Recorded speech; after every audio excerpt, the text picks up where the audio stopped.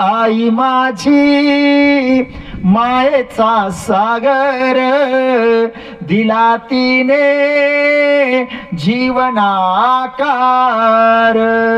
आई माझी मायेचा सागर दिला तिने जीवना आकार। महत्व आहे की या यज्ञाला कुठलंच बंधन नाहीये, याला स्थळाचं बंधन नाही, काळाचं बंधन नाही, वेळेचं बंधन नाही। इतकंच नाही, बाधू न शके स्नानादी कर्म, तू स्नानही केलेलं नसेल पण जर तुला परमेश्वराच्या नामाचं स्मरण करण्याची इच्छा आहे तर तू ते करू शकतो, बाधू न शके स्नानादी कर्म। आणि मग जर या यज्ञाला काही नियमावली नाही, याला कुठले बंधन नाही आहेत, याला कुठलं स्थळाचं काळाचं वेळेची निश्चिती नाही आहे, मग या यज्ञातून काही मिळतं की नाही, काही लाभ होतो की नाही, तर ते सांगतात की या यज्ञातून जे मिळेल ना, या यज्ञातून जे प्राप्त होईल ते कशातूनच प्राप्त होणार नाही। काय मिळेल या यज्ञातून, तर ते सांगतात नामे पावन धर्माधर्म। हो, धर्म करणाऱ्याला भगवंत जवळ घेणारा यात शंका नाही, धर्मानं जगणाऱ्याला परमेश्वर मिळणारा यातही शंका नाही। पण या यज्ञाची विशेषता अशी आहे, नामे पावन धर्माधर्म, अधर्माला सुद्धा पावन करणारा हा यज्ञ आहे। म्हणजे आपल्याकडनं एखादा अधर्म झाला, पाप झाला, गुन्हा झाला, दोष घडला आणि आपल्याला त्या दोषाची उपरती झाली आणि त्या दोषाबद्दल आपण प्रायश्चित्त घेऊन परमेश्वराजवळ क्षमा मागून जर हा यज्ञ आरंभला तर भगवंत सांगतात त्या जीवाला सुद्धा मी वायाला जाऊ देत नाही। नामे पावन धर्माधर्म। आणि मग एवढी ताकद आहे यज्ञामध्ये का आहे, कारण याला कुठला नियम नाही, याला कुठली बंधनं नाही आहेत आणि अगदी अधर्माला सुद्धा पावन करण्याची ताकद या यज्ञामध्ये आहे। तर मग एवढी सगळी ताकद या यज्ञामध्ये का आहे, तर या प्रश्नाचं उत्तर ते शेवटी देतात। ते सांगतात नाम परब्रह्म वेदार्थी, वेदाच्या अर्थाने जरी विचार केला तरी परमेश्वराचं नाम हा परमेश्वरच आहे। म्हणजे चालता बोलत्या देवाचं सन्निधान आपल्याला असताना, साकार श्रीमूर्तीचं सन्निधान आपल्याला असताना जे कार्य ती श्रीमूर्ती म्हणजे तो परमेश्वर अवतार करणार आहे तेच कार्य असन्निधानामध्ये देव जवळ नसताना परमेश्वराचं नाम सुद्धा तेच कार्य करणार आहे। आणि या नामाचं महत्व ब्रह्मविद्या शास्त्रामध्ये सांगितलं। ब्रह्मविद्या शास्त्रामध्ये या नामाचं महत्व सांगत असताना नामाचे 10 ठाय नावाचं स्वतंत्र प्रकरणच निर्माण झालं। नामाचे 10 ठाय म्हणजे 10 फायदे त्यांनी सांगितले आणि यातच सर्व आलं। नामाचे फायदे सांगत असताना ते म्हणतात परमेश्वराच्या नामाचं स्मरण जर केलं तर त्याच्यापासून तुला वेद होतो, म्हणजे परमेश्वरा नामाचा, परमेश्वर मार्गाचा, देवाचा वेद निर्माण होतो, त्याचा बोध होतो, सगळं काही साध्य होतं। इतकंच नव्हे तर प्राप्तीला सुद्धा नेम ते नाम या जीवात त्याला नेत असतं आणि म्हणून हा यज्ञ सर्वश्रेष्ठ आहे। आज या ओळीवर आपल्याला चिंतन करायचं आहे, आज या ओळीवर आपल्याला चिंतन करायचं याचं कारण असं आहे का ज्या पवित्र अशा आत्म्याला शेवटचा निरोप देण्याकरता इथं आपण एकत्र जमलो, ते आमच्या कैवल्यसी भावाने आपल्या जीवनामध्ये या नामस्मरणाला खूप सारं महत्व दिलं।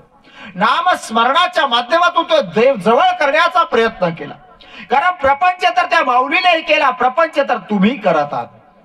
प्रपंच करता करता जेवढी सुख दुःख तिच्या वाट्याला आली, तुमच्या वाट्याला येतात तेवढी सुख दुःख तिच्याही वाट्याला आली। अगदी गरिबीतली गरिबी बघितली तशी श्रीमंतीतली श्रीमंती बघितली, सुखातलं सुख बघितलं तसं दुःखातलं दुःख बघितलं। पण कधी कुठल्या सुखाच्या अपेक्षेने, कधी कुठल्या मोहाला बळी पडून, कधी कुठल्या दुःखाला घाबरून त्यांनी आपल्या मुखातून त्या परमेश्वराच्या नामस्मरण सोडून दुसरं कधी कुणाचं नाव घेतलं नाही, दुसऱ्या नामाचं स्मरण केलं नाही, दुसऱ्या नामाचा जप केला नाही। केलं एकच जीवनामध्ये स्मरणच करायचं आहे, नामच जपायचं आहे, तर मग त्या परमेश्वराचंच जपायचं आहे। आणि भगवंत सांगतात की हा सर्वश्रेष्ठ यज्ञ आहे, नाम जप यज्ञ तो परम। परम म्हणजे सर्वश्रेष्ठ, यज्ञातला यज्ञ। यज्ञातला सर्वात मोठा यज्ञ त्या परमेश्वराच्या नामाचा आहे का? कारण नामामध्ये ती ताकद आहे. इतर यज्ञातून एक गोष्ट मिळेल तर दुसरी मिळणार नाही, तिसरी मिळेल तर चौथी मिळणार नाहीये. पण हा यज्ञ असा आहे का या यज्ञातून सर्वच काही प्राप्त होतं. ब्रह्मविद्याशास्त्रात सांगतात नामापासून वेद निर्माण होतो. खुर्ची आहे का एखादी? एखादी खुर्ची असेल तर बघा बाबा. नामापासून वेद निर्माण होतो. वेद म्हणजे तो परमेश्वराकडे जातो, परमेश्वर जाणण्याचा, हे चार साधना जाणण्याचा तो वेद आपल्या त्या जीवाला निर्माण होतो. नामापासून वेद होतो.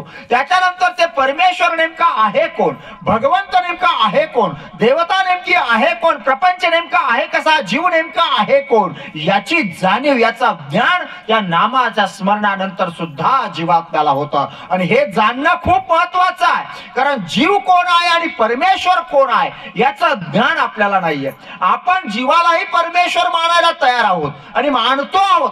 बघा ना, एखाद्या जीवात्म्यानं थोडीफार सिद्धी प्राप्त झाली, त्याने थोडाफार चमत्कार केला की आपण त्याच्या पुढे लोटांगण घ्यायला तयार आहे, त्यालाही देव म्हणायला तयार आहे, त्यालाही त्याला देव आपण म्हणतो. खरं तसं कुणी देव होऊ शकतो का? जीव आणि परमेश्वर हा भेद आपल्याला जाणणं महत्वाचं आहे. का मी जीव आहे आणि मला तो परमेश्वर प्राप्त करायचा आहे. मी जीव आहे. देवता जशा नित्य बद्ध आहे तर नित्य बांधून गेलेला आहे, तेवढा मी बांधलेला नाहीये. मी जर प्रयत्न केला तर मी देव प्राप्त करू शकतो, मी परमेश्वराला प्राप्त करू शकतो. अधिकार माझ्याकडे आहे, ती योग्यता माझी आहे आणि ते करण्याकरता मला काय करणं गरजेचं आहे हे त्या नामस्मरणातून निश्चितप्रमाणे जीवात्म्याला साध्य होऊ शकतं. आज थोड्याशा चमत्कार जरी कुणी केला तर आपण त्या चमत्कार करणाऱ्याला देव मानायला तयार आहे. देव मानतो आपण, त्याच्यापुढे नतमस्तक होतो. असं कुणालाही देव म्हणून चालेल का? कुणालाही देव म्हणता येईल का? देव असं कुणालाही म्हणता येत नाही. देव शब्द दानावाचक आहे, जो देतो तो देव. देव शब्द दानावाचक आहे, जो देतो तो देव. कुणालाही देव म्हणता येणार नाही. आणि देव कसा ओळखावा? कुणालाही देव म्हणून चालत नाही. देव ओळखण्याची काही लक्षणं असतात. परमेश्वराचं अस्तित्व नेमकं जाणायचं कुठे, परमेश्वर नेमका म्हणायचा कुठे, तर देव जाणण्या करता देवाची काही लक्षणं संत श्रेष्ठ ज्ञानोबा माऊली ज्ञानेश्वरीमध्ये अगदी स्पष्टपणे सांगतात. बाबा रे, कुठेही डोकं टेकू नको. हे तुझं मस्तक आहे, ते खूप पवित्र आहे, ते खूप मोठं आहे. ते असं कुठेही टेकवण्याकरता तुला देवानं दिलेलं नाहीये. ते अशा ठिकाणी टेकवायचं आहे का जिथं एकदा मस्तक टेकलं का पुन्हा कुठे मस्तक टेकवण्याची गरजच पडली नाही पाहिजे. अशा ठिकाणीच हे मस्तक टेकवायचं आहे. आणि ते टेकवायचं कुठं, हे मस्तक झुकवायचं कुठं, तर ते देवापुढे. आणि तो देव कसा ओळखायचा, तर देवाची काही लक्षणं माऊलीने आम्हाला सांगितली. माऊली सांगतात, माऊली देवाची लक्षणं सांगत असताना म्हणतात, ऐका यशश्री औदार्य, ज्ञान भक्ती वैराग्य हे सहाई गुणवर्य, वस्ती जेथ तिथे भगवंत जाणायचा आहे का ज्याच्याकडे ही 6 लक्षणं आहेत. कोणती? ऐका यश.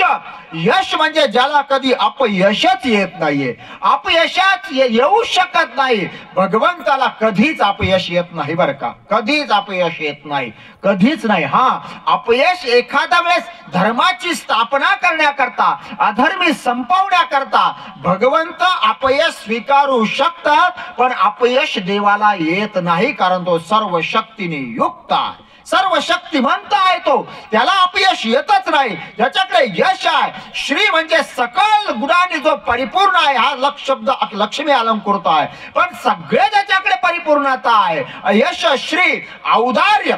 औदार्य म्हणजे देणं हा ज्याचा भाव आहे, उदारता ज्याच्याकडे आहे, अशा ठिकाणी भगवंत जाणायचा आहे. ज्याच्याकडे अपेक्षा आहे, ज्याला काही मिळू, ज्याला काही पाहिजे आहे, त्याला देव नाही म्हणता येत. तो देव ओळखावा लागेल. आणि मग तो देव ओळखल्यानंतर त्या परमेश्वराच्या नाम जपाने, नाम स्मरणाने तो देव कोण आहे, जीव कोण आहे याचा बोध जीवाला होतो. आणि मग जीवाचं तिकडे त्या परमेश्वराकडे चालण्याचा रस्ता तयार होतो. नाम जप यज्ञ तो परम याच करता म्हटलं, याच करता तो सर्वश्रेष्ठ म्हटलेला आहे. कारण यापासून सर्व काही जीवाला प्राप्त होत असतं. नाम जप यज्ञ तो परम, बाधू न शके स्नानादी कर्म. या यज्ञाला कुठली नियमावली नाहीये. याला कुठलं बंधन नाही. नाहीतर कर्मकांडामध्ये कुठलाही विधी घ्या, तुम्ही कर्मकांडातला कुठलाही विधी घ्या, त्याला बंधन पडतात. त्याला स्थळाचं, काळाचं, वेळेचं बंधन पडतं. त्या वेळेतच ते विधी करावे लागतात, तरच त्याची आपल्याला जे काही फलित पाहिजे तुम्हाला ते मिळत असतं कर्मकांडामध्ये. बघा ना, अहो साधं शांती कर्म जरी करायचं म्हटलं, साधं शांतिक कर्म जरी करायचं म्हटलं तरी त्याला बंधन आहेत. काही शांतिक कर्म आपल्याला सांगतात त्र्यंबकेश्वरलाच करा, काही शांतिक कर्म मध्यमेश्वरालाच करायला सांगतात, काही शांतिक कर्म रामकुंडावरच करायला सांगतात, काही शांतिक कर्म गयेलाच करायला सांगतात, काही शांतिक कर्म वाराणसीलाच करायला सांगतात. का? त्याला स्थळाचं बंधन आहे. हो, त्याला त्या ठिकाणीच ते करायला सांगतात. पुन्हा त्याला काळाचं बंधन आहे. काही शांतिक कर्म उत्तरायणात करावी लागतात, काही शांतिक कर्म दक्षिणायनात करावी लागतात. काळाचं बंधन आहे. पुन्हा त्याला वेळेचंही बंधन आहे. विशिष्ट वारी, विशिष्ट नक्षत्र असल्याशिवाय, तो मुहूर्त साधल्याशिवाय ते शांतिक कर्म पूर्ण होत नाही. त्याला पुन्हा वेळेचंही बंधन आहे. त्याला स्थळाचं, काळाचं, वेळेचं बंधन आहे. पण हा एक यज्ञ असा आहे का बाधू न शके स्नानादी कर्म, याला कुठलंच बंधन नाहीये. तू जिथे आहे, जसा आहे तिथे राहून तशा वेळेस तू परमेश्वराचं नाम स्मरण करू शकतो. तुला अडचण काहीच नाहीये. तू रस्त्याने चाललाय, प्रवास करतोय, पायी चाललेला आहे, पायात चप्पल आहे, तुला इच्छा आहे देवाचं नामस्मरण करण्याची, करू शकतो ना, अडचण काहीच नाहीये. शेतामध्ये नांगर हाकतोय, शेतीची मशागत करतोय, इच्छा आहे तुला नाम जप करण्याची, करू शकतो, अडचण काहीच नाहीये. तू स्वयंपाक करते, चपात्या लाटते, चप्पल घालून चपात्या लाटते, अडचण नाही. इच्छा आहे नामस्मरण करण्याची, घेऊ शकते देवाचं नाव, काहीच अडचण नाही. बाधू न शके स्नानादी कर्म, स्नानही केलेलं नाहीये. तू उठून बसला बिछाण्यावर, तुला इच्छा झाली की उठाता मी नामस्मरण करावं, घेऊ शकतो तू नाम परमेश्वराचं. अडचण काय? बाधू न शके स्नानादी कर्म, काहीच अडचण नाहीये. आपण नामस्मरण करण्याला सुद्धा कुणाला सांगावं ना, बाबा दिवसातून कमीत कमी सकाळ सायंकाळ तरी देवाचं नामस्मरण देवपूजे पुढे बसून करत जा. गाठी घेऊन स्मरण कर, तरी आपल्या जवळ वेळ नाहीये. आपण म्हणतो वेळच मिळत नाही. हो, सकाळी शेतामध्ये जायची घाई, कॉलेजला जायची घाई, खूप घाई असते. सकाळी वेळ नाही, सायंकाळी गाईचं दूध काढायचं आहे, चारा आणायचा आहे, खूप घाई आहे. बाकी सगळ्या गोष्टीला आपल्याजवळ वेळ आहे. सगळ्या गोष्टीला आपण वेळ काढतो. टीव्ही वरची विशिष्ट मालिका विशिष्ट वेळी बघण्याकरता आपण वेळ काढतो की नाही? वेळ काढतो ना. भले आपण किचनच्या समोर ती टीव्ही लावतो, तिथे चपात्या लाटता लाटता टीव्ही आपण बघतो, मालिका आपण चुकवत नाही, कुठलंच काही आपण चुकवत नाही. एखाद्या पाहुण्याचा कार्यक्रम आहे, किती आपलं महत्वाचं काम असू द्या, पाहुण्याला राग येईल म्हणून आपण तिथे जाण्याचा प्रयत्न करतो की नाही? जातोच ना. टाळतो का आपण? कुठलं काम आपण सोडतोय वेळ नाही म्हणून?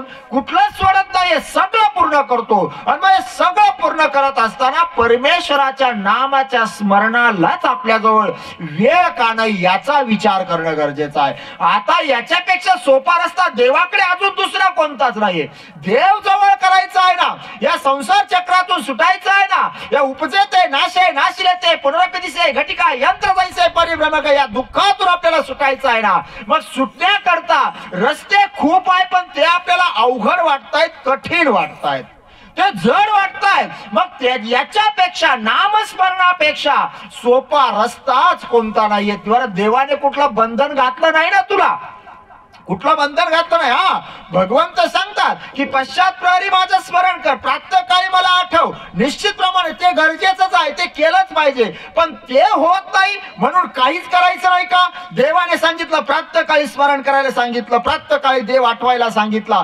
मग प्रातःकाळी जर देव माझ्याकडून आठवल्या जात नाही, तर मग मी इतर वेळेस देवच आठवायचा नाही का? मग इतर वेळेस स्मरण करायचंच नाही का? तर तसं नाही ना. पंडित दायंबास निर्वेद स्तोत्रामध्ये सांगतात, गरुडासी ती लोकी गमन, तरी येरी पक्षी काही न करावे उत्पन्न, तैसे अचरावे अनुसंधान, न संडावे तापसी.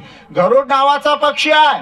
हा गरुड नावाचा पक्षी तिन्ही लोकांमध्ये परिभ्रमण करतो असं म्हणतात. स्वर्ग मृत्यू पाताळात परिभ्रमण करू शकतो, आणि इतर पक्षी जे आहे हे फक्त मृत्यू लोकांमध्ये परिभ्रमण करू शकतात. मग इतर पक्ष्यांनी असा विचार केला का गरुडासारखं आम्हाला उंचच उंच जाता येत नाही, तर आम्ही पंखच हलवणार नाही, गरुडा इतका उंच आम्हाला उडता येत नाही, तर आम्ही उडण्याचा प्रयत्नच करणार नाही, असा विचार ते पक्षी तरी करतात का? ते पक्षी काय विचार करतात, जरी गरुडा इतका उंच आम्हाला जाता येत नसलं, पण आम्हाला स्वतःला जेवढं उंच जाता येईल तेवढं उंच जाण्याचा मी प्रयत्न मात्र नक्कीच करेल, आणि तो पक्षी प्रयत्न करतो. जरी गरुडा इतक्या उंच जाता येत नसलं, पण स्वतःला जेवढं उंच जाता येईल तेवढं उंच जाण्याचा तो पक्षी सुद्धा प्रयत्न करतो. पंडित दायमबाद सांगतात, तैसे अचरावे अनुसंधान न संडावे तापसी. साधकाने, मनुष्याने सुद्धा जरी परमेश्वराने विधी केलेला विधी परिपूर्णतेने होत असला, मग काहीच करायचं नाही का? देवाने सांगितलं पश्चात प्रहरी स्मरण करा. आम्ही पश्चात प्रहरी, आमची नजर सर्व जीवांवर फिरत असते. परमेश्वर पश्चात प्रातःकाळी चिंतन करत असतात की कोणता जीव आम्हाला आठवतोय. मग प्रातःकाळचं स्मरण माझ्याकडनं होत नाही, पश्चात प्रहरी माझ्याकडून जप होत नाही, देवाचं नाम स्मरण होत नाही, मग मी दिवसभर देवच आठवायचं नाही का? तर तसं नाही ना. त्यावेळेस करणं गरजेचंच आहे, पण त्यावेळेस जर होत नसलं तर इतर वेळेस मात्र नक्कीच जेव्हा मिळेल, जसा वेळ मिळेल तसं परमेश्वराचं नाम जप करण्याचा प्रयत्न नक्कीच केला पाहिजे. कारण याला बाधू न शके स्नानादी कर्म. अडचण तुला काहीच नाहीये, आणि आपल्या जीवनामध्ये जी उणीव राहिली ना ती हीच राहिलेली आहे. आजपर्यंत देव आपल्याला प्राप्त झाला नाही, आजपर्यंत आपल्याला मुक्ती मिळाली नाही, आजपर्यंत देवाच्या स्वरूपाची प्राप्ती आपल्याला झाली नाही. याच्या पाठीमागे कारण काय? इथून मागच्या जन्मात आपण इथून मागच्या जन्मात आपण भक्ती केलीच नसेल का? इथून मागच्या जन्मात आपण परमार्थ केलाच नसेल का? तर ते तसं नाहीये. आता आपण माणूस म्हणून जन्माला आलो, हा आपला पहिलाच जन्म आहे का? तर नाही ना. याच्या अगोदर आपले जन्म झालेत. हो, आता हा काय आपला पहिलाच जन्म नाहीये, याच्या अगोदर आपले मनुष्य जन्म झालेत. आणि किती जन्म झाले असतील? इथून मागे आपले जन्म किती झाले असतील? तर मी सांगतो, मोजता येणार नाही इतके जन्म आपले आतापर्यंत झाले. मोजता येणार नाही इतके जन्म आपले आतापर्यंत होऊन गेले. पण मोजता जरी येत नसलं ना किती जन्म आपले झालेत, मोजता येत नसलं तरी अंदाज मात्र आपण नक्कीच लावू शकतो की आतापर्यंत माझे जन्म किती झाले असतील. मोजता येत नाही पण अंदाज लावू शकतो. बघा, अंदाज लावा. मी तुम्हाला जास्त जड सांगणार नाही, तुम्हाला समजेल त्याच भाषेमध्ये सांगतो. अनंत ब्रह्मांडाचा निर्णय सांगणार नाही, एकाच ब्रह्मांडाचा निर्णय सांगतो. तरी तुमच्या लक्षात येईल की आतापर्यंत आपले जन्म किती झाले असतील. बघा, परब्रह्म परमेश्वरानं या सृष्टीची रचना केली, आणि सृष्टीची रचना केल्यानंतर सर्वात प्रथमतः भगवंतानं कृतयुगाची रचना केली. त्या कृतयुगाची मर्यादा होती 32 लाख वर्षाची, आणि त्या कृतयुगामध्ये या मनुष्य देहाला आयुष्य भगवंतानं दिलं होतं 1 लाख वर्षाचं. आपण कृतयुगात माणूस म्हणून जन्माला आलो, 1 लाख वर्षाचं आयुष्य भोगलं. बरं, एकदाच भोगलं का? तर नाही ना. त्या कृतयुगामध्ये कितीतरी जन्म, कितीतरी मृत्यू, जन्म मृत्यू, जन्म मृत्यू करत करत करत कृतयुगाचे 32 लाख वर्ष संपले. देव आपल्याला भेटलाच नाही. त्याच्या खाली होतं त्रेतायुग. त्रेतायुगाची मर्यादा होती 16 लाख वर्षाची, आणि त्या त्रेतायुगामध्ये या मनुष्य देहाला आयुष्य भगवंताने दिलं होतं 10,000 वर्षाचं.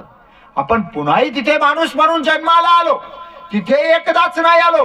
पुनरपि जननम पुनरपि मरणम पुनरपि जननी जठरे शयनाव्या दुःखात पडलो. जन्म मृत्यू करत करत करत त्रेतायुगाचे 16 लाखही संपले, प्राप्ती आपल्याला झालीच नाही. त्याच्या खाली होतं द्वापारयुग. द्वापारयुगाची मर्यादा होती 8 लाख वर्षाची, आणि त्या द्वापारयुगामध्ये या मनुष्य देहाला आयुष्य भगवंतानं दिलं होतं 1000 वर्षाचं. आपण पुन्हाही तिथे माणूस म्हणून जन्माला आलो, तिथे एकदाच नाही आलो. उपजते नाशे नाशिलेते पुनरपि दिसे घटिका यंत्र जैसे परिभ्रमेगा. उपजे म्हणजे जन्म, नाशे म्हणजे मृत्यू. आपले अनंत जन्म मृत्यू करत करत करत द्वापारयुगाचे 8 लाखही संपले.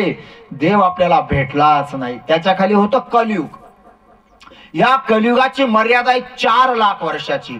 पैकी आतापर्यंत 5230 वर्ष आतापर्यंत झालेले आहे, आणि एवढ्याही काळामध्ये आपले खूप सारे जन्म झाले, खूप सारे मृत्यू झाले, अजूनही देव आपल्याला भेटला नाही.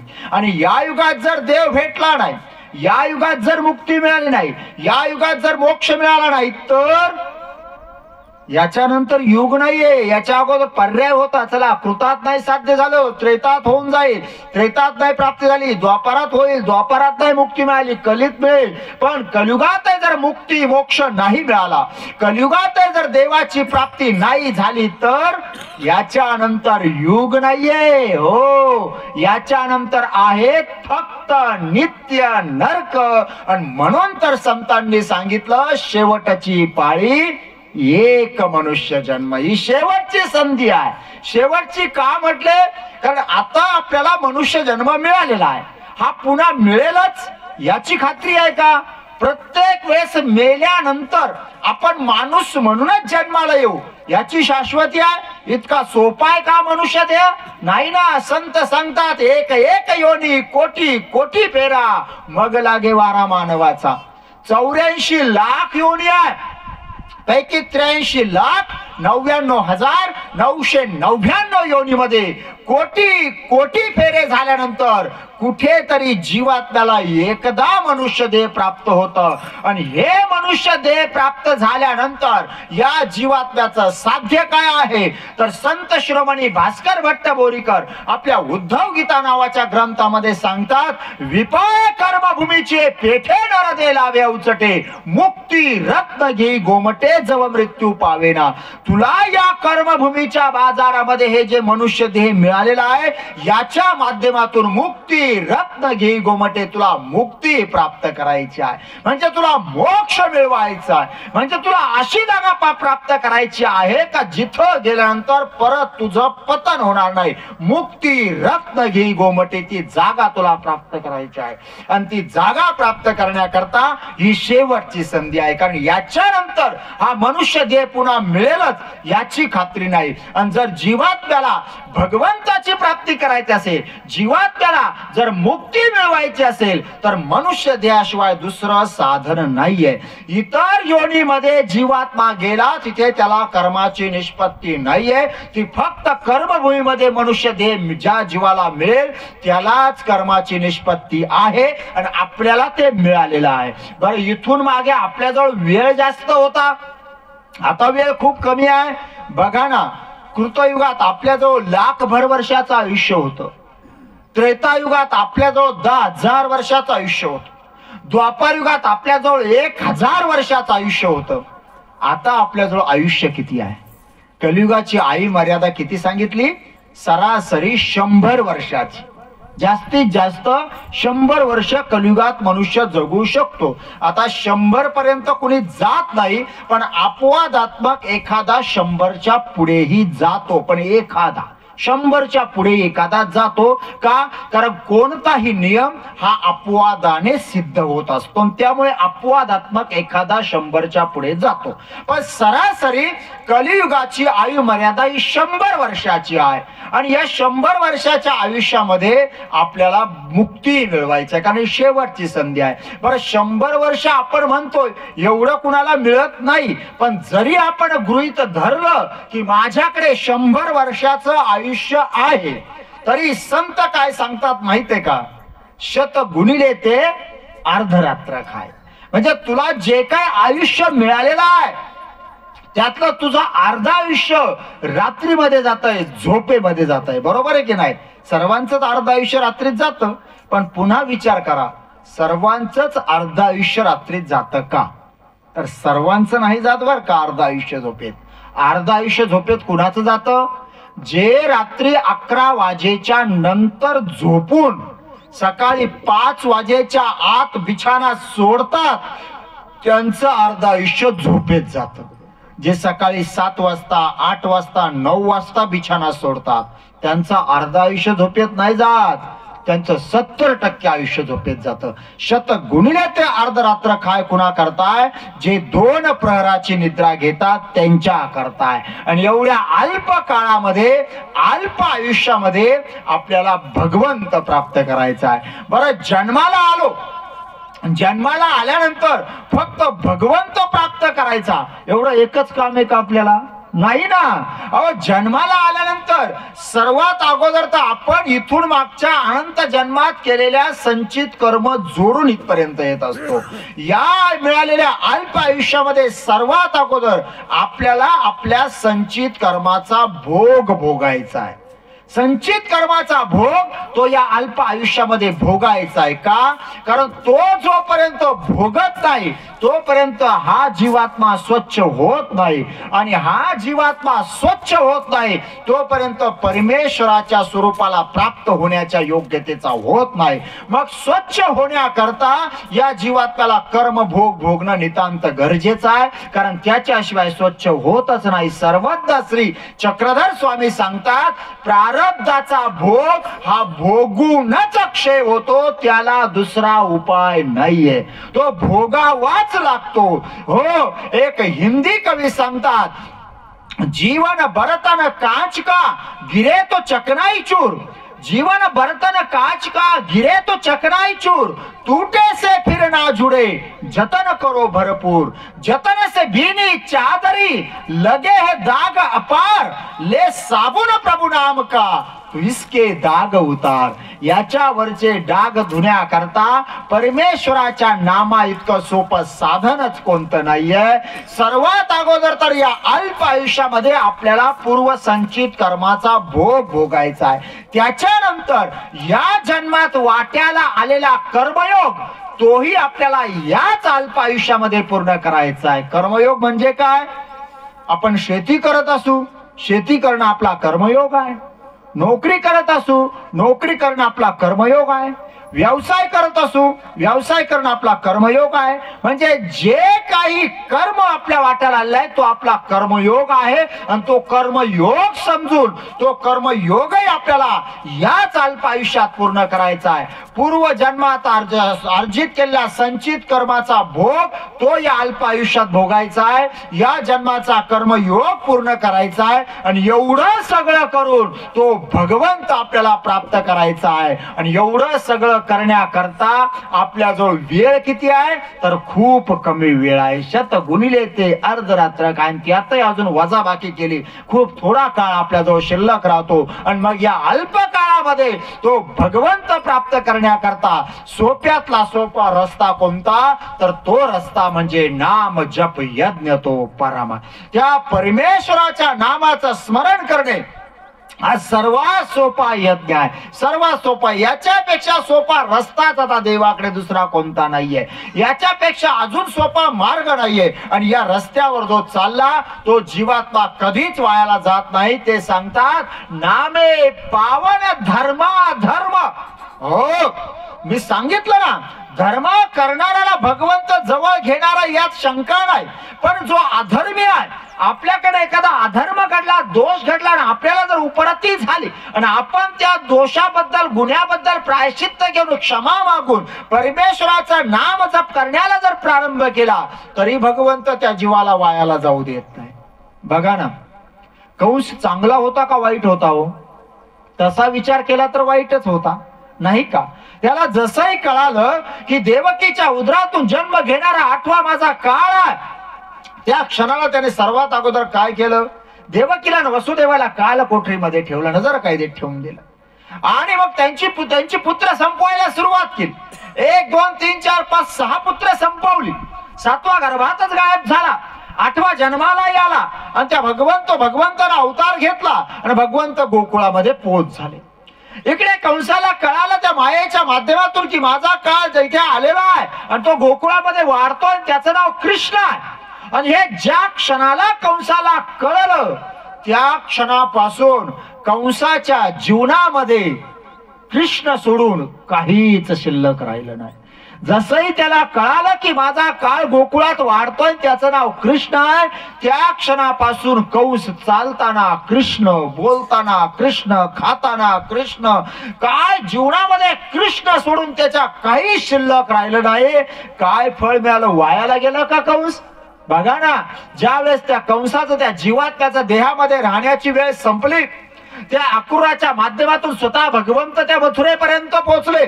तिथे त्या हाणामाऱ्या झाल्या, बाकीच्या घटना घडल्या आणि तो क्षण आला की कंसाच्या मृत्यूचा क्षण, की आता देहामध्ये राहण्याची ते जीवाची वेळ संपलेली आहे. स्वतः भगवंत त्या कंसाच्या सिंहासनापर्यंत गेले. कंस ओढला आणि त्या सिंहासना ओढत ओढत त्या राजवाड्याच्या बाहेर, त्या राजवाड्याची शेवटची पायरी यमुनेच्या पवित्र तीरावर होती, तिथपर्यंत भगवंत कंसाला ओढत ओढत घेऊन आले. त्या विश्राम घाटावर स्वतः भगवंत मांडी घालून बसले. मांडीवर तो कंस झोपवला, डोकं मांडीवर घेतलं, डाव्या हाताने कंसाचं डोकं दाबलं आणि उजव्या हाताची बुक्की कंसाच्या छातीमध्ये मारून कंसाचं प्राणोत्क्रमण करवलं. देवाच्या मांडीवर कंसाला मृत्यू आला. वायाला गेला का? वायाला जात नाही. नामे पावन धर्म त्याला भगवंत फळ देणारच आहे. देवाच्या मांडीवर मृत्यू यायला खूप भाग्य लागतं, खूप भाग्य लागतं. कुणाला आला देवाच्या मांडीवर मृत्यू? कुणाला आला? कंसाच्या नंतर. कंसाच्या नंतर देवाच्या मांडीवर मृत्यू आला. आमच्या निळभट्ट भांडारेकरांना देवाच्या मांडीवर मृत्यू आला. खूप भाग्य लागतं त्याला. प्रायश्चित्तामध्ये आपण ते म्हणत असतो ना, तुझ्या मांडीची उशी नशिबी कशी मिळे अम्मा, आणि ती मिळविण्या काय करावे सांग तू परब्रह्मा. देवाला आपण विचारतोय की तुझ्या मांडीची उशी आम्हाला कशी मिळेल, कारण देवाची मांडी मिळायला खूप भाग्य लागतं, खूप भाग्य लागतं. भगवंत वायाला जाऊ देत नाही. नामे पावन धर्म. बघा, पुतना चांगली होती का वाईट होती? तसा विचार केला तर वाईटच होती. स्तनामध्ये विष भरून ते विष देवाला पाजायचं, देवाला संपवायचं, याच उद्देशाने ती आली होती ना. आल्यानंतर देवाला तिने हातावर घेतलं, कृष्णाला हातावर घेतलं, छातीला लावलं. आता कृष्णाला सगळंच माहित आहे, तो सर्वज्ञ आहे परमेश्वर, आणि त्याला सगळेच जाणीव आहे, सगळं माहित आहे. तरी देवाने त्या स्तनाला तोंड लावलं. त्या स्तनामधलं विष देवाने प्राशन केलं, आणि विष प्राशन केल्यानंतर तिच्या शरीरामधलं सगळं संपवलं. पुतना संपवली, पण वायाला गेली का? सर्वज्ञ श्री चक्रधर स्वामी सांगतात, जी गती यशोदेला तीच गती पुतनेला. वायाला भगवंत कधी जाऊ देत नाही. नामे पावन धर्म हा सर्वात मोठा यज्ञ आहे. मग इथून मागे इतके आपले अनंत जन्म झाले, इतके जन्म होऊन गेले. इथून मागच्या जन्मात आपल्याला भगवंताची प्राप्ती का झाली नाही? इथून मागे आपण भक्ती केलीच नसेल का? अध्यात्म केलाच नसेल का? निश्चित केली भक्ती आपण, अध्यात्म केला, परमार्थ केला, पण केलेली भक्ती आपल्याला मुक्तीपर्यंत नेऊ शकली नाही. याचं कारण काय? याचं कारण एकच आहे का देवाला या जीवात दाखवून अपेक्षा नेमकी काय आहे हेच आपल्याला न कळाल्यामुळे आपले अनंत जन्म आपले वायाला गेले. मग केलेली भक्ती वायाला गेली का? तर वायाला जात नाही. भक्ती वायाला जात नाही. भक्ती कुणाची करा, कशी करा, वायाला जात नाही. पण जी मुक्ती मिळवायची आहे ती मुक्ती मात्र नक्की मिळत नाही. मग काय मिळतं त्यातून? या प्रश्नाचं उत्तर भगवंत गीतेमध्ये देतात. यांती देव व्रता देवान, पितृन यांती पितृव्रता, भूतानी यांती भूतेजा, आणि यांती मध्या जिनोपिमाम. अगदी स्पष्ट बोलतात भगवंत. भगवंत सांगतात, यांती देव व्रता देवान, तू ज्या देवतेचं जसं नामस्मरण करशील तसा तू त्या देवता लोकाला जाऊन प्राप्त होशील.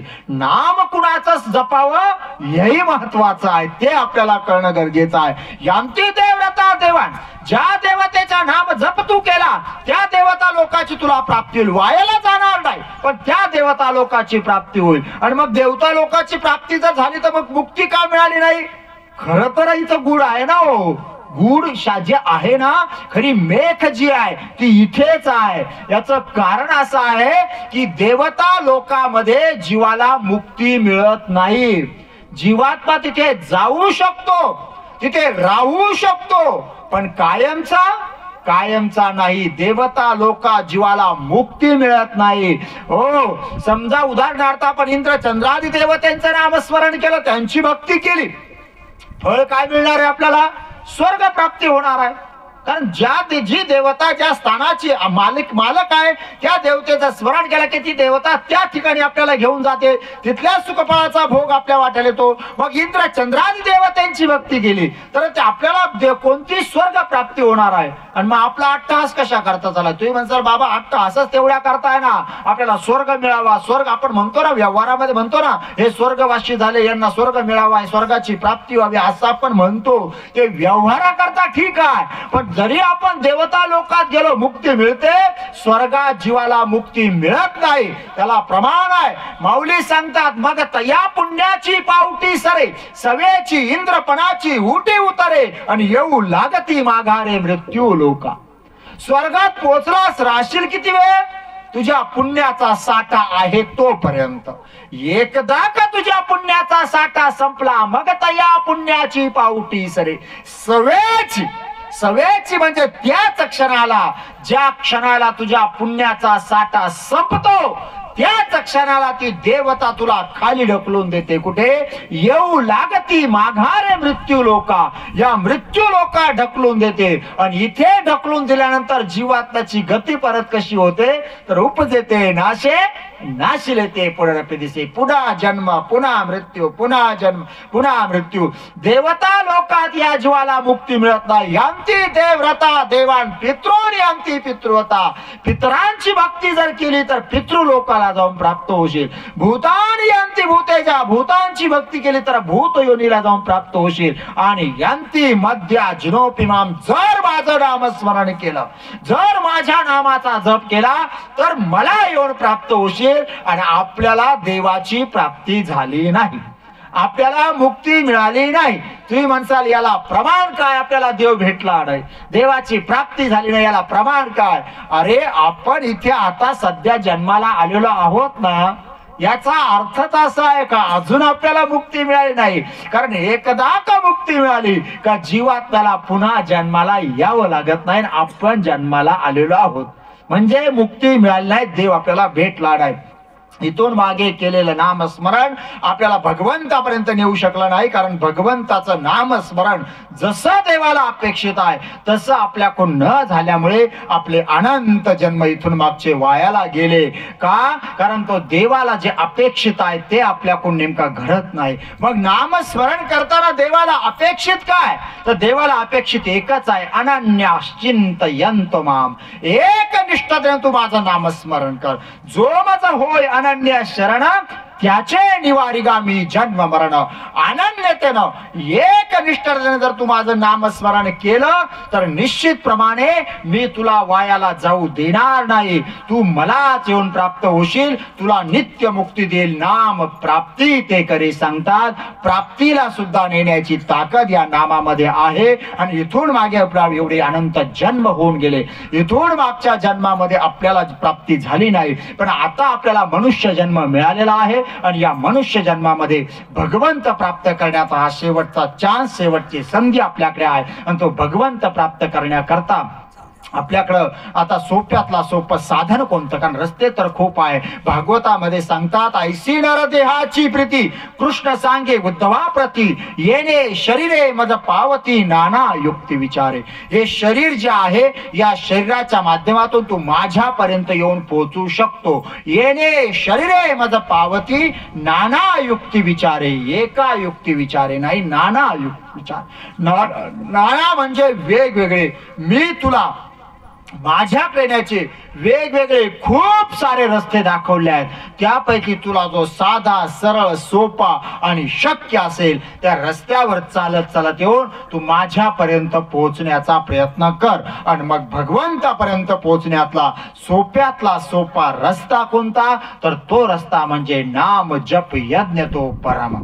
नामाच्या परमेश्वराच्या नामाचा जप करणे, त्याच्या नामाचं स्मरण करणे. आणि त्याच परमेश्वर नामाचं चिंतन करत करत गेल्या 10 दिवसापूर्वी कैवल्य असे आमच्या भामाईने आपल्या नश्वर देहाचा त्याग केला. त्यांच्या पाठीमागे त्यांचा परिवार आहे. प्रामुख्याने त्यांचे मुलं आहेत.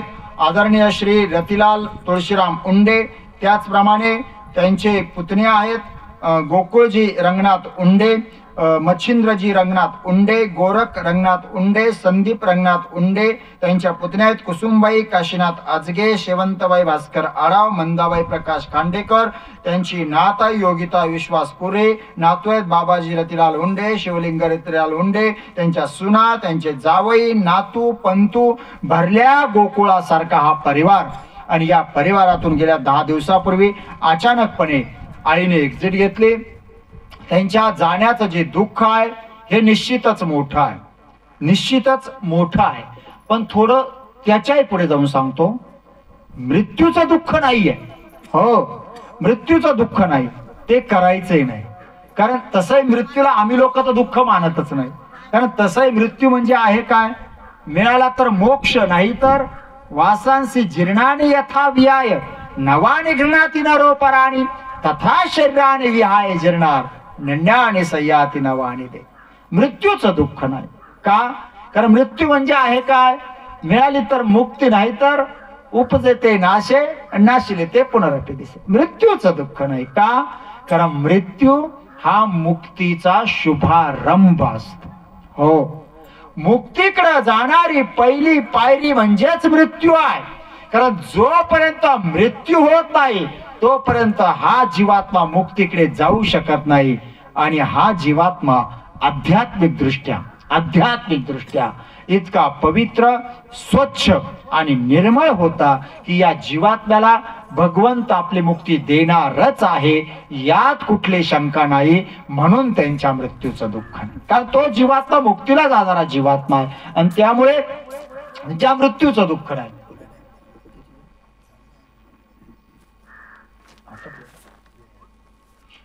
मृत्यूचं दुःख नाही. का?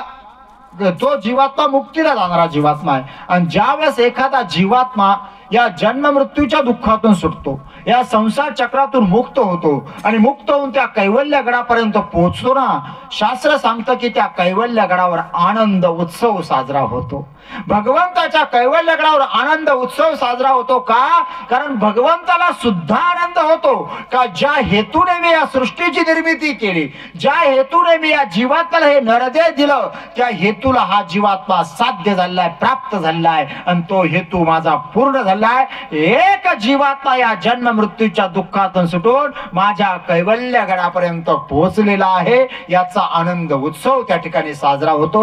म्हणून या जीवात्म्याच्या जाण्याचं दुःख नाही, म्हणून मृत्यूचं दुःख नाही. हा, या उंडे परिवाराला दुःख आहे निश्चितप्रमाणे, पण दुःख कोणतं आहे? एक जीवात्मा आपल्यातून गेला याचं दुःख नाही. ते करायचंही नाही, ते करायचंही नसतं, ते करायचं नसतं. हा, दुःख आहे, पण दुःख कोणतं? दुःख एकच आहे. का या परिवाराला दुःख आहे का या परिवारातली एक आई यांच्या जीवनातून वजा झाली, हे दुःख या परिवाराला आहे. आणि हे दुःख खूप मोठं असतं. हो, खूप मोठं. कारण जगामध्ये दोनच दुःख अशी आहे का ज्या दुःखाचं सांत्वन व्हावं असा शब्द विश्व शब्दकोशामध्ये सुद्धा तयार झाला नाही. दोनच दुःख बरं का. कोणती? आई जाण्याचं दुःख आणि बाप जाण्याचं दुःख. बाकी जगात सगळ्या दुःखाला उपाय, सगळ्या दुःखाला पर्याय. आपण 21व्या शतकात जगणारी माणसं, विज्ञानाच्या युगात जगणारी आपण माणसं आहे. आज आपल्याला अशक्य असं काहीच राहिलेलं नाही. आपल्याला जे हवं आहे ते आपण प्राप्त करू शकतो, जे मिळवायचं आहे ते मिळवू शकतो. हो, बघा ना, आता जर वाटलं थंडी खूप आहे, गारवा खूप आहे आणि हा गारवा कमी करण्याकरता मला राजस्थानच्या वाळवंटासारखी उष्णता हवी आहे, तेवढी उष्णता घेण्याकरता, गरमी घेण्याकरता राजस्थानच्या वाळवंटात जाण्याची गरज राहिली नाही आपल्याला. घरामध्ये गेलो, रूम हीटर चालू केला, आपल्या घरामध्ये राजस्थानपेक्षा जास्त टेम्परेचर आपण निर्माण करू शकतो. अशक्य नाही आपल्याला. आता आपल्याला वाटलं यावर्षी उन्हाळा खूप आहे, गरमी खूप आहे आणि गरमी कमी करण्याकरता मला महाबळेश्वर सारखी थंड हवा हवी आहे. तेवढी थंड हवा घेण्याकरता आपल्याला महाबळेश्वरला जाण्याची गरज नाही राहिली. घरामध्ये गेलो, एसीचा बटन चालू केला, आपल्या घरामध्ये महाबळेश्वर पेक्षाही थंड हवा आपण निर्माण करू शकतो. अशक्य नाही आपल्याला. आपल्याला बर्फ खावासा वाटला, बर्फ खाण्याकरता हिमालयात जाण्याची गरज राहिली नाही आपल्याला. घरात गेलो, फ्रीज उघडला, घरात हिमालय तयार केला, आपण घरात बर्फ तयार केला. अशक्य नाही आपल्याला, या जगात काहीच अशक्य नाही. अहो, आपला एखादा नातेवाईक परदेशात आहे आणि त्याच्याशी आपल्याला फेस टू फेस बोलणं, समोरासमोर बोलणं गरजेचं आहे. तर त्या बोलण्याकरता 7 समुद्र ओलांडून पलीकडे जाण्याची गरज राहिली नाही आपल्याला. 7 समुद्र ओलांडून अलीकडे येण्याची गरज राहिली नाही. त्याला मोबाईल उचलला, व्हिडिओ कॉल केला, तो तिथे, आपण इथे बोलू शकतो ना समोरासमोर. का अशक्य या जगात आपल्याला काहीच अशक्य नाही. आपल्याला जे हवं आहे ते आपल्याला मिळू शकतं, जे प्राप्त करायचं आहे ते प्राप्त करू शकतो. सगळं मिळतं या जगामध्ये, सगळं मिळतं. इतकंच काय, मानलेली नाती गोती सुद्धा मिळतात. हो, मानलेला भाऊ मिळेल, मानलेली बहीण मिळेल, मानलेला काका मिळेल, काकी मिळेल, मामा मिळेल, मामी मिळेल, मावशी मिळेल. सगळं मिळतं या जगामध्ये. मिळत नाही फक्त एकदा जीवनातून वजा झालेली आई आणि जीवनातून वजा झालेला बाप. हे एकदा का जीवनातून वजा झाले म्हणजे झाले, याला परत दुसरा उपाय नाहीये. या परिवाराचं उंडे परिवाराचं जे दुःख आहे ते तेवढं एक आहे का या परिवारातून आपली एक आई जीवनातून वजा झाली. हे दुःख खूप मोठं असतं आणि हे दुःख खऱ्या अर्थाने तेव्हा जाणवतं जेव्हा आई बाप जीवनातून वजा होतात. आई बापाचं महत्व खूप आहे. सर्वज्ञ श्री चक्रधर स्वामी सांगतात की, आता सूत्र मी उच्चारू शकत नाही माईकवर, पण सूत्राचा सरळ अर्थ असा आहे की ज्या लेकराच्या पाठीवर माता पित्याचा अंतःकरणातून निघालेला आशीर्वादाचा हात ज्या लेकरांच्या पाठीवर असतो ना, त्या लेकरांचं भलं झाल्याशिवाय कधीच राहत नाही. का माहित आहे का?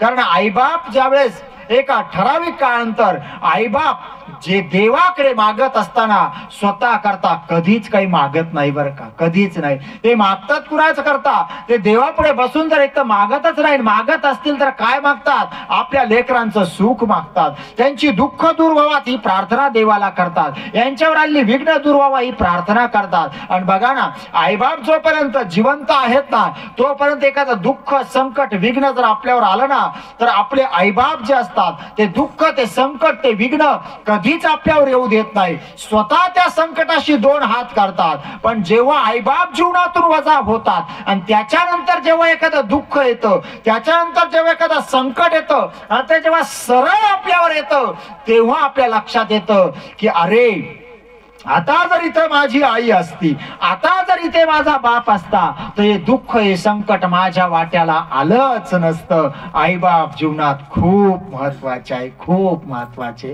हो, कारण आपल्याला हे शरीर जे लाभलं, या शरीराच्या माध्यमातून आता आपण सगळी सुख भोगतो आहे. हे कुणामुळे लाभलेलं आहे? तर आपल्या आई आणि बापामुळेच हे शरीर आपल्याला मिळालेलं आहे. आणि त्यामुळे त्यांची उणीव जी आहे ही कशानेच भरून निघत नसते. आईचं आणि बापाचं आपल्या जीवनात महत्व नेमका आहे का? एका कवीने खूप आई आणि बाप एकाच ओळीमध्ये बांधले आणि या 2 ओळी जरी आपल्याला जीवनामध्ये कळाल्या ना, तर निश्चितप्रमाणे या जीवनाचा सार झाल्याशिवाय राहणार नाही. आई आणि बापाची आपल्या जागा जीवनामध्ये नेमकी कोणती आहे तो कवी सांगतो. बाप घराचा तो पाया, आई कळस त्यावर. बाप घराचा तो पाया, आई कळस त्यावर. जेव्हा खचतो न पाया, तेव्हा कोसळते घर. जेव्हा खचतो न पाया, तेव्हा कोसळते घर. हा बाप जो आहे ना, या जीवनरूपी घराचा पाया म्हणजे आपला बाप आहे. या जीवनरूपी घराचा पाया आपला बाप आहे आणि या जीवनाचा कळस म्हणजे आपली आई आहे. या पायावर आपण भरभक्कमपणे उभा असतो. किती वादळ आली, किती विघ्न आले, किती संकट आले, किती दुःख आले, तरी तो पाया सगळे दुःख, संकट, विघ्न, ऊन, वारा, पाऊस, तो पाया अगदी स्थित प्रज्ञ होऊन ते सगळं सहन करत असतो. का? कारण त्या पायाला माहित आहे ही इमारत किती भव्य दिव्य दिसत असली, पण मी जर किंचित जरी हल्लो ना तरी इमारत कोसळायला वेळ लागणार नाही, म्हणून तो बाप पदोपदी अपमान सहन करत असतो, पदोपदी दुःख भोगत असतो, पण त्याची झळ तो आपल्यापर्यंत येऊ देत नाही. अगदी स्थित प्रज्ञासारखा स्थिर असतो. या पायावर आपलं जीवनाचं घर जे आहे अगदी स्थिर उभं असतं, बिनधास्तपणे उभं असतं. आणि या आपल्यावर जे आई जी आहे, ही आई या जीवनाचा कळस आहे. त्या कळसाच्या छत्रछायेखाली या पायावर मजबूताने उभा असतो आणि कळसाच्या छत्रछायेखाली अगदी निवांत असतो. कुठला ऊन आपल्याला लागत नाही. पण जेव्हा कळसही जीवनातून वजा होतो आणि जेव्हा पायाही वजा होतो, त्याच्यानंतर कळसाशिवाय आणि पायाशिवायची इमारत उभी राहील का? आणि उभी राहायची असेल तर तिला किती धीरदत्तपणे सामोरं जावं लागेल हे तेव्हा कळतं, जेव्हा आई आणि बाप जीवनातून वजा होतात. या परिवाराचं दुःख जे आहे ना, हे आई जीवनातून वजा झाली एवढं एकच दुःख आहे का आई जीवनातून वजा झाली. कारण या आईचं महत्व सांगताना आमचे साने गुरुजी सांगतात, मातृत्वाचं महामंगल स्तोत्र म्हणजे आई. मातृत्वाचं महामंगल स्तोत्र म्हणजे आई. आई माझा गुरु, आई कल्पतरू, आई स्वर्गापेक्षा मोठी, आई पृथ्वीपेक्षा मोठी आहे. स्वामी तिन्ही जगाचा आई विना भिकारी सांगितलं. आई खूप मोठी आहे, खूप मोठी, इतकी मोठी आहे, इतकी मोठी आहे का आई शब्दाची व्याख्या मी सांगत असतो. आ म्हणजे आत्मा आणि ई म्हणजे ईश्वर. आत्मा आणि ईश्वराचं मिलन जिच्या माध्यमातून होतं ना, तिला आई म्हटलं गेलं. आई खूप मोठी आहे, इतकी मोठी आहे, इतकी मोठी आहे का या आमच्या संतांना जेव्हा देवाशी नातं जोडण्याची वेळ आली त्यावेळेस आमच्या संतांनी सगळ्यात अगोदर देवाशी नातं कोणतं जोडलं?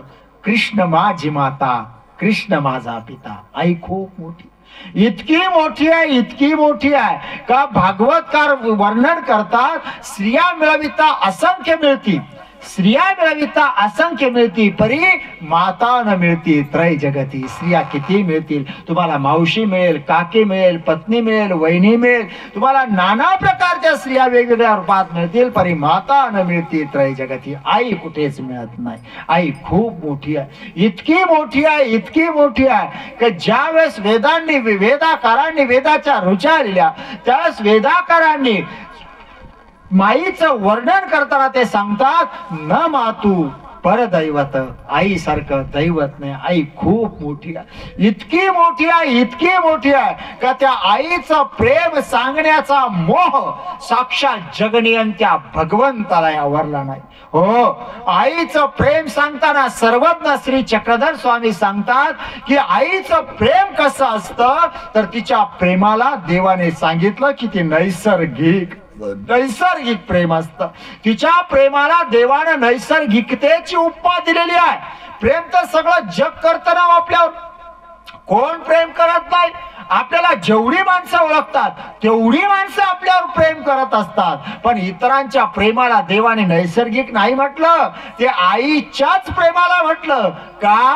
याचं कारण खूप मोठं आहे, खूप मोठं आहे. पण तिच्या प्रेमाची नैसर्गिकता जर समजावून घ्यायची असेल ना तर अगोदर हे जगाचं प्रेम आपल्याला समजावून घ्यावं लागेल. यांच्या प्रेमाला, जगाच्या प्रेमाला नैसर्गिक का नाही म्हटलं हे समजावून घ्यावं लागेल. तेव्हा कळेल का देवानं तिच्या प्रेमाला नैसर्गिक का म्हटलेलं आहे. बघा, आपण आपलं जीवन जगत असताना आपली तब्येत खराब राहायला लागते, आपण डॉक्टरकडे जातो, उपचार घेतो, कुठला औषधोपचार आपल्यावर काम करत नाही.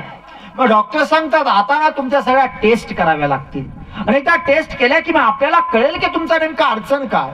आपण म्हणतो करा, डॉक्टर आपल्या टेस्ट करतात, रिपोर्ट येतो, मग डॉक्टर आपल्याला सांगतात की अहो तुम्हाला ना आता डायबिटीज झाली, आणि डायबिटीज झाल्यामुळे कुठला औषधोपचार तुमच्यावर काम करत नाही म्हणे. मग आता जर तुम्हाला जगायचं असेल ना तर गोड खाणं बंद करावं लागेल. आपण म्हणतो डॉक्टर हो मला जगायचं आहे, मी गोड नाही खाणार, नाही खाणार गोड. पण डॉक्टर मला चहा तर प्यावाच लागतो, चहा मला हवाच आहे. मग डॉक्टर सांगतात एक तर पिऊच नका, तुम्हाला डायबिटीज झाली तर चहा पिऊच नका, आणि प्यायचाच असेल तर बिगर साखरेचा चहा प्या. बरोबर आहे ना? आता ज्याला डायबिटीज आहे त्याच्या लक्षात असं सांगतात डॉक्टर आपल्याला. आपण घरी येतो, घरच्या माणसांना आपली खूप चिंता आहे, खूप काळजी आहे, पटकन विचारतात काय सांगितलं डॉक्टरने. त्यावेळेस आपण सांगतो मला आता डायबिटीज झाली म्हणे, मग आता मला गोड खायला द्यायचं नाही. घरचे म्हणतात काही काळजी करू नका, नाही देणार म्हणे. चहा सुद्धा आता मला बिगर साखरेचाच द्या. घरची माणसं म्हणतात काही काळजी करू नका, चिंता करू नका. सगळी तुमची सेवा यथोचित करू. थोड्या वेळ घरामध्ये चहाची वेळ होते आणि आता चहा तयार होतो. आता घरामध्ये चहा कसा तयार होतो? घरामध्ये सर्वांचा रेग्युलर साखरेचा चहा तयार होतो. लईच झाला तर गुळाचा चहा तयार होतो, गोड चहा तयार होतो आणि आपला बिगर साखरेचा 1 कप चहा वेगळा तयार होतो. बरोबर आहे ना? आता तुम्ही म्हणसाल यात विशेष काय? त्यात विशेष आहे ते आपल्याला कळालं नाही, कारण आपण तिथपर्यंत चिंतनच केलं नाही. हो, आपले विशेष काय? आपल्याला बिगर साखरेचा चहा का प्यावा लागला? कारण आपल्याला डायबिटीज झाली. बरोबर? आणि आपल्याला डायबिटीज का झाली? तर लोक म्हणतात गोड खाल्यामुळे डायबिटीज होते. अजिबात नाही. गोड खाल्यामुळे डायबिटीज होतच नाही. डायबिटीज गोड खाल्यामुळे होत नाही. गोड खाल्यामुळे डायबिटीज वाढते. डायबिटीज होण्याचं मूळ कशात आहे माहितीये का? चिंतेमध्ये आहे. जो जितकी जास्त चिंता करतो, जो जितकं जास्त टेन्शन घेतो, जो जितकी जास्त काळजी करतो, त्याला तेवढी जास्त डायबिटीज होते. डायबिटीज गोडाने वाढते पण होते चिंतेने. मग आपल्याला डायबिटीज झाली, आपण चिंता कुणाची केली? घराची, दाराची, बायकोची, नवऱ्याची, मुलांची, प्रपंचाची, व्यवहाराची, नातेवाईकांची, या सगळ्यांची चिंता केली आणि म्हणून आपल्याला डायबिटीज झाली. आणि डायबिटीज झाली म्हणून आपली चहा मधली साखर बंद झाली. मग आपल्या घरातल्या माणसांनी असा विचार केला का आमची चिंता केली म्हणून यांना डायबिटीज झाली, म्हणून यांना साखरेचा चहा पिता येत नाही? जर आमच्यामुळे यांना बिगर साखरेचा चहा प्यावा लागतोय तर आम्ही सुद्धा बिगर साखरेचा चहा पिऊ, असा विचार एखाद्या घरामध्ये झाला का? नाही. तो होणारही नाही. त्याची तुम्ही चिंताही करू नका. ते होणार. हे जगाचं प्रेम आहे.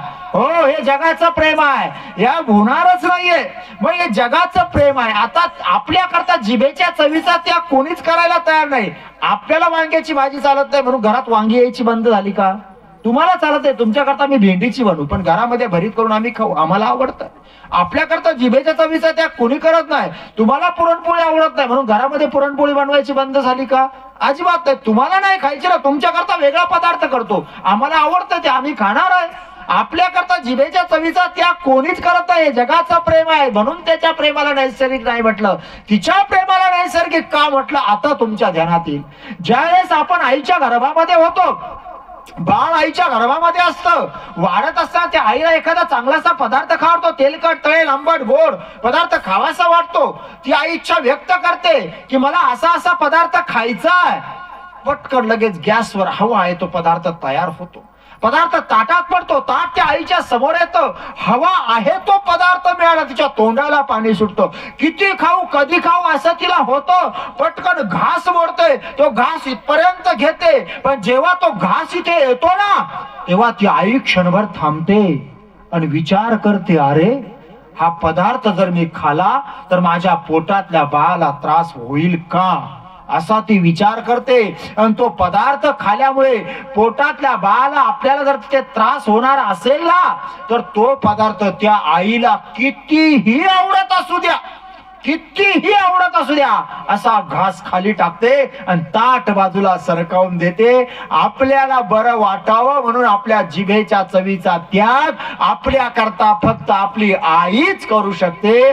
तिच्या प्रेमाला नैसर्गिकतेची उपमा दिली, फुकट नाही दिली. तिच्यासारखं नैसर्गिक प्रेम या जगात कोणीच करू शकत नाही. हो, कोणीच नाही. बघा ना, आतापर्यंत विज्ञानाने सगळे शोध लावले, एकही शोध विज्ञानाने अपूर्ण ठेवलेला नाही.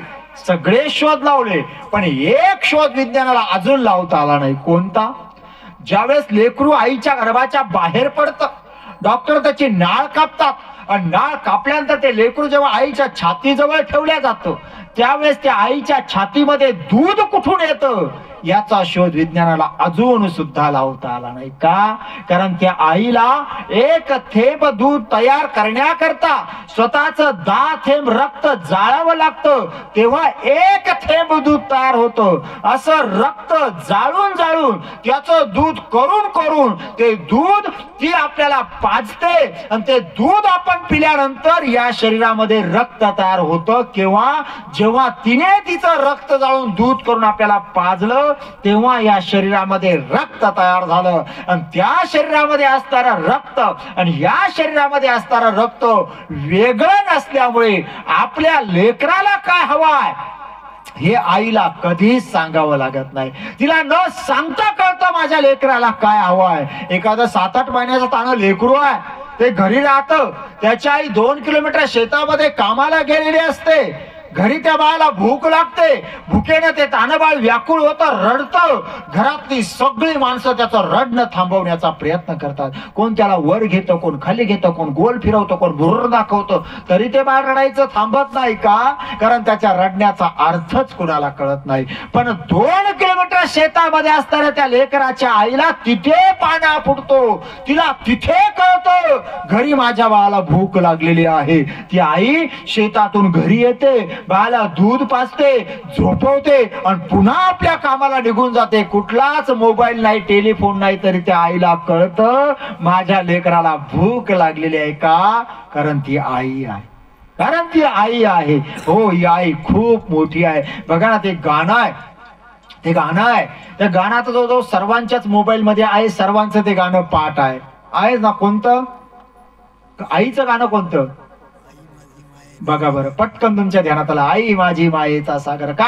गाणं सर्वांचंच मोबाईल आहे. त्याला ते पुरुषोत्तम महाराजांनी जशी ती चाल लावली तेव्हापासून ते गाणं प्रत्येकाच्या होटामध्ये आहे, प्रत्येकाच्या मोबाईल मध्ये आहे. अगदी सुंदर असं गाणं आहे ते गाणं. आता ते गाणं म्हणायचं करता वेळही नाही आपल्या जवळ आणि म्हणण्याची गरज नाही, कारण पाठ तर तुमच्या सगळ्यांचंच आहे ते गाणं. आणि मग वेगळं काय सांगायचं? पैसे घ्यायचे म्हणजे काहीतरी वेगळं सांगावं लागेल, नाही का? फुकट आजकाल कोणीच काही देत नाही, आई सोडून कोणीच फुकट आपल्याला काही देत नाही, एवढं लक्षात घ्या तुम्ही. आता गाणं तुमचं सगळ्यांचं पाठ आहे, पण ते गाणं तुम्ही एवढ्या वर्षाचं ऐकताय, ते गाणं ऐकताना तुमच्या डोक्यात असा काही प्रश्न निर्माण झाला नाही का? तुम्हाला अशा काही शंका आल्या नाही का? फक्त इकडनं ऐकता इकडनं सोडताय तुम्ही? खरंच तसंच आहे, तुम्ही त्याच्यावर चिंतनच केलं नाही. केलं असतं ना, तुमच्या डोक्यामध्ये प्रश्न आला असता. बघा, पहिल्याच ओळीमध्ये तो कवी काय म्हणतो? आई माझी मायेचा सागर म्हणतो ना. मग तो कवी आईला चांगलं म्हणतोय की वाईट म्हणतोय? त्यानं आईच्या मायेला उपमा कशाची दिली? सागराची दिली. अरे त्या सागराचं पाणी खारट आहे, ते काहीच उपयोगाचं नाहीये, ना पिण्याच्या ना शेतीच्या काहीच उपयोगाचं नाही. त्या कवीला खरंच आईला चांगलं म्हणायचं होतं ना, तर त्या आईला त्यानं उपमा कशाची द्यायला पाहिजे होती? गोदावरी, कावेरी, नर्मदा, सिंधू या पवित्र नद्या आहेत ना आपल्या, यांची उपमा द्यायला पाहिजे होती. त्यानं उपमा कशाची दिली? सागराची दिली, समुद्राची दिली, जे काहीच उपयोगाचं नाही ते पाणी. मला प्रश्न पडला, मला वाटलं या कवीने असं काय केलंय? कारण असं म्हणतात, ज्यानं पोहोचे रवी वा पोहोचे कवी. जिथं सूर्य पोहोचू शकत नाही, सूर्याचा प्रकाश पोहोचू शकत नाही, तिथे कवीच्या कल्पना पोहोचत असतात. मग मी विचार केला की या कवीला असं का झालं असेल, याने असं का केलं असेल, आणि मग त्याच्यावर चिंतन केलं आणि मग लक्षात आलं, अरे नाही, त्या कवीच बरोबर आहे. हो, त्याच योग्य आहे. का? बघा ना, एखाद्या नदीच्या पाण्यामध्ये कुडा कचरा वाहून येतो, एखाद्या नदीच्या पाण्यामध्ये मलमूत्र वाहून येतो, एखाद्या नदीच्या पाण्यामध्ये गटार वाहून येतो, एखाद्या नदीच्या पाण्यामध्ये चिखल वाहून येतो. पण कोणत्याही नदीचं पाणी येऊ द्या, कसंही पाणी येऊ द्या, तो सागर जो आहे, तो समुद्र जो आहे, सर्व नद्यांचं पाणी आपल्या पोटामध्ये सामावतो. आई अशीच आहे. आपलं लेकरू किती चुकू द्या, किती बोलू द्या, किती भांडू द्या, लेकराचे दोष आई जगात कधीच सांगणार नाही, कधीच सांगणार नाही. बघा ना, कधीच सांगत नाही. एखादं म्हातारी, त्या म्हातारीला जाऊन सांगा, अगं म्हातारे, तुझा पिंट्या गावातल्या चौकामध्ये दारू पिऊन पडला. ती म्हातारीला माहित आहे माझा पिंट्या आहे, तो दारू पिऊन पडलाय. तरी ती म्हातारी काय म्हणते माहितीये का? अरे माझा पिंट्या नसेल तो. अगं नाही म्हातारे, तुझाच पिंट्या आहे. माझा पिंट्या? अरे पण दारू पित नाही रे, चक्कर येऊन पडला असेल. अगं नाही म्हातारे, तुझाच पिंट्या आहे, तो दारूच पिऊन पडलाय, वास येतोय त्याच्या तोंडाचा. त्यावेळेस ती म्हातारी म्हणते, माझा पिंट्या दारू पिऊन पडलाय? अरे तो पित नाही रे, कुणीतरी पाजले असेल म्हणून पिला असेल. हे शब्द फक्त आईच्या तोंडातून बाहेर येऊ शकतात, जगाच्या तोंडातून कधीच येणार नाही. नाहीतर बघा ना, असंच तुम्ही एखाद्या चुकून काही दुसऱ्या कारणाने बिअर बार समोर चुकून उभे राहू द्या आणि गावातल्या एखाद्या माणसानं तुम्हाला तिथं पाहू द्या. तुम्ही गावात पोहोचायच्या आत बातमी गावात पोहोचलेली असते, फलाना फलाना सुरुवात केलंय. हो, हे जग आहे, हे व्यवहार आहे. याच्या प्रेमाला नैसर्गिक नाही म्हटलं कधीच, हे कधीच नाही. ती फक्त तिथे आहे, तो पित नाही, कुणीतरी पाजला असेल म्हणून तो पिला असेल. हे शब्द फक्त त्याचे दोष कधीच ती जगात सांगणार नाही, कधीच नाही. म्हणून तर तिच्या प्रेमाला नैसर्गिकतेची उपमा दिली, कारण हे प्रेम खूप महत्वाचं आहे. या जगामध्ये हे प्रेम दुसरं आई आणि बाप सोडून कुठे मिळत नसतं. म्हणून जीवनामध्ये आईची आणि बापाची काळजी घेणं खूप गरजेचं आहे. का? कारण ते स्वतः करते, कधीच जगत नाही, कधीच जगत नाही. त्या कवीने खूप सुंदर असं वर्णन केलं आहे. का आई नेमकी काय करते, बाप नेमका काय करतो, एवढं जर आपल्याला कळालं ना तरी आपल्या जीवनात खूप महत्वाचं आहे. तळपत्या उन्हात अन रख रख त्या रानात, भिजलीस माझ्यासाठी तू ग कष्टाच्या घामात. कधी मिळे मुठभर घास, कधी घडे तिला उपवास. ओल्या मातीतून चालताना तुडविले काट्याचे फास. आई माझी मायेचा सागर, दिला तिने जीवनाकार. आई माझी मायेचा सागर, दिला तिने जीवना आकार. हे स्वतः करता कधीच जगत नसतात. ज्या वेळेस एखाद्या घरामध्ये खाणारी तोंड 5 आहे, टोपल्यामध्ये भाकरी जर 4 आहे ना, त्यावेळेस त्या घरामध्ये एका जीवाला भूक नसते त्या दिवशी, बरं का. कोणत्या? त्या घरातल्या आईला. ती सांगते, मी दुपारी उशिरा जेवले होते, मला भूक नाहीये. का? तिला माहिती आहे आता जर मी जेवण करायचं म्हटलं ना तर या चौघांमधली चतकोर चतकोर भाकर कमी होणार आहे, ती मला खावी लागणार आहे. त्यामुळे आपण उपाशी राहू नये म्हणून स्वतः उपाशी राहणारा घरामध्ये एकच प्राणी, तो आई नावाचा प्राणी. याला जपणं खूप महत्वाचं आहे. या परिवाराचं दुःख जे आहे तेवढं एक आहे, फक्त एकच दुःख, का आई जीवनातून वजा झाली. बाकी दुसरं दुःख नाहीये, ते करायचंही नाही. याचा अर्थ तुम्ही तिला विसरून जा असं मी म्हणणार नाही. म्हटलं तरी तुम्ही विसरू शकणार नाही. तुम्ही तिला विसरू नका. तिची उणीव तुम्हाला आयुष्यभर भासणार आहे, हे शाश्वत सत्य आहे, त्यातही काही शंका नाही. पदोपदी तिची आठवण येणार आहे, हे शाश्वत सत्य आहे. तुम्ही तिला विसरून जा असं मी म्हणणार नाही. फक्त एकच सांगेल, समाधान एकच माना की हा पवित्र असा जीवात्मा, तुमची आई जी आहे ही कुठे वायाला गेली नाही. देव या जीवाला वायाला जाऊ देणार नाही. कारण देवाचा शब्द आहे का ज्या जीवाने माझं चिंतन केलं, एक निष्ठतेनं माझं चिंतन केलं, त्या जीवात्म्याला मी माझ्या कैवल्यगडावर नेऊन त्या जीवाला नित्य मुक्ती देत असतो. या जीवाला भगवंत आपली मुक्ती देणारच आहे. प्रभू श्री चक्रधराने या जीवात्म्याला नित्य मुक्ती द्यावी, नित्य कैवल्य पद प्रदान करावं. जन्म मृत्यूच्या दुःखातून या जीवाला कायमचं सोडून आपल्या स्वरूपेचा नित्यानंद प्रदान करावा. आणि आईच्या जाण्यानं आईचा जो परिवार आहे त्यांना जी आईची उणीव भासत आहे ती उणीव सहन करण्याची ताकद प्रभू श्री चक्रधराने या परिवाराला द्यावी. इतकीच भावपूर्ण श्रद्धांजली समर्पित करून नाम जप यज्ञ तो परम बाधू न शके स्नानादि कर्म, नामे पावन धर्म अधर्म, नाम परब्रह्म वेदार्थ या ओळीवरचे अल्पचिंतन आपणा सर्वांच्या साक्षीने आलेल्या महात्म्यांच्या पवित्र करकमलाने प्रामुख्याने आदरणीय श्रद्धेय परमपूज्य महंत श्री दत्तराज बाबाजी घुगे आणि आमचे दादा यांच्या पवित्र करकमलाने झालेली अल्प स्वल्प सेवा त्या भगवंताच्या श्रीचरणी समर्पित करून या सेवेला या ठिकाणी पूर्णविराम देतो, थांबतो. दंडोत प्रणाम. जय श्री चक्रधर. याच्यानंतर श्रद्धांजली पर कुणाला बोलायचं असेल तर माईकवर यावं, आपल्या भावना या ठिकाणी 2-2 मिनिटांमध्ये व्यक्त कराव्या. तदनंतर सामूहिक प्रार्थना होईल आणि सामूहिक प्रार्थनेनं या विधीचा समारोप होणार आहे. तर प्रार्थनेपूर्वी कुणाला बोलायचं असेल, भावना व्यक्त करायची असेल, माईकवर यावं, आपल्या भावना या ठिकाणी व्यक्त कराव्या.